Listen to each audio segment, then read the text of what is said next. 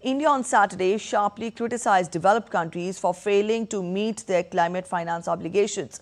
Speaking on behalf of the like-minded developing countries at a third high-level ministerial dialogue on climate finance at COP30 in Brazil's Belém, India said that climate finance is a critical enabler of climate action in developing countries. India's negotiator, Suman Chandra, emphasized the critical need for predictable, transparent financial assistance from developed countries to enable developing countries to meet their nationally determined contributions. India also made it clear that the climate transition in the global south is being held back by broken promises.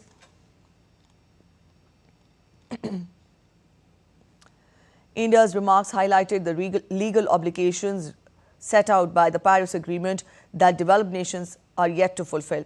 India specifically pointed out inadequacies in the new collective quantified goal revealed at COP29 and called for substantial, consistent financial support from wealthier nations. At this year's climate conference, developing countries have demanded that Article 9.1 be included on the official agenda for formal negotiations.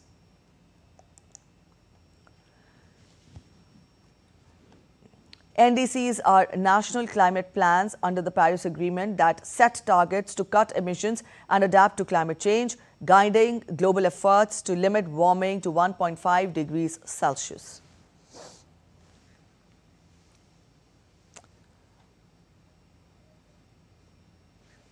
So those are the details of India's stand at COP30.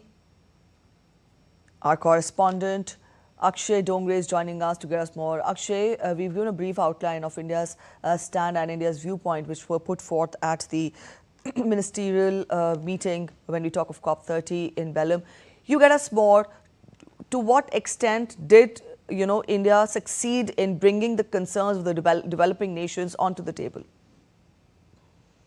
Well, while India has, brought the concerns of the developing world, of the global south at the platform of COP27, it's not enough, Preeti, because the way this situation has, in fact, transpired, is a big question mark on the way the entire situation is panning out. In fact, when we look at COP27 and other kind of climate action forums, the developed world, while has made huge promises, but when it comes to the action on the ground, they not only have not fulfilled their promises, they in fact have gone back on their word.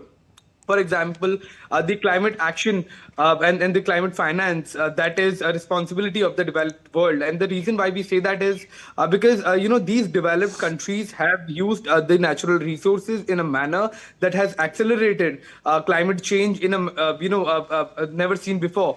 In fact, the entire industrial revolution, the kind of exploitation of resources from the developing world has enabled the developed world to be where they are today. And now as the developing world, also looks at going the same manner, developing the same manner, the developed world is creating hurdles, is asking the global south to reconsider the usage of those very resources that the developed countries are used to reach where they are. Now that's fine, because the developing world is not asking to burn the fossil fuels indiscriminately and accelerate the climate change, but they will have to adopt a different channel of implementation of the same manner of development.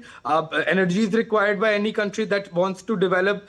So those resources will have to be finalized, will have to be found an alternative of, which will require a lot of money. And it is the responsibility of those very preachers who have gathered the resources, burning those very fossil fuels to help these countries and, to at least to transition from the current means of energy to the renewable ones, which also again are patented by the developed countries that they charge the developing world to implement.